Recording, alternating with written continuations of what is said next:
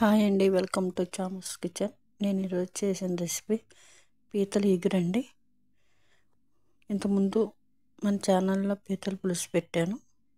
ఇది పీతల ఎగురండి. దానికి కావాల్సిన పదార్థాలు: కిలో పీతలు తీసుకున్నాను, ఉల్లిపాయలు ఒక 6 పెద్ద సైజు వేసుకున్నానండి. ఎగురు కదా, కొంచెం గ్రేవీ రావాలి.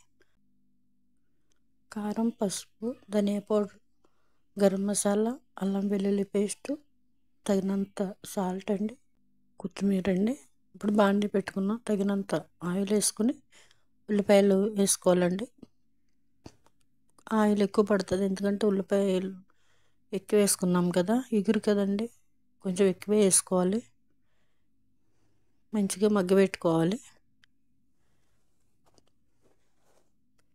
ఇలా పచ్చిమిరపకాయలు కూడా వేసేసుకోవాలండి. ఇప్పుడు పీతల ముక్కలు వేసుకుందాం.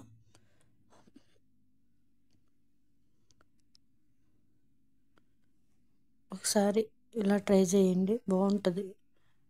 ఇప్పుడు మగ్గిపోయినాయండి. ఇప్పుడు అన్నీ కూడా వేసుకుందాం. కారం, పసుపు, సాల్ట్, గరం మసాలా, అల్లం వెల్లుల్లి పేస్టు, ధనియా పౌడర్ మొత్తం వేసేసుకోవాలండి. ధనియా పౌడర్ 2 స్పూన్లు, గరం మసాలా 1 స్పూను, కారం తగినంత, సాల్ట్ తగినంత 1 స్పూను పసుపు అండి, అల్లం వెల్లుల్లి పేస్ట్ 2 స్పూన్లు వేసాను. మంచిగా మగ్గిపెట్టుకుని సిమ్లో పెట్టుకుని దగ్గరికి రానిచ్చుకొని అప్పుడు వాటర్ పోసుకోవాలండి. 1 గ్లాసు. కొంచెం ములిగేటంతా వేసుకోవాలి, ఎక్కువ అవసరం లేదండి. ఇలా ఉడుకుతుంది కదా, దగ్గరికి వచ్చింది.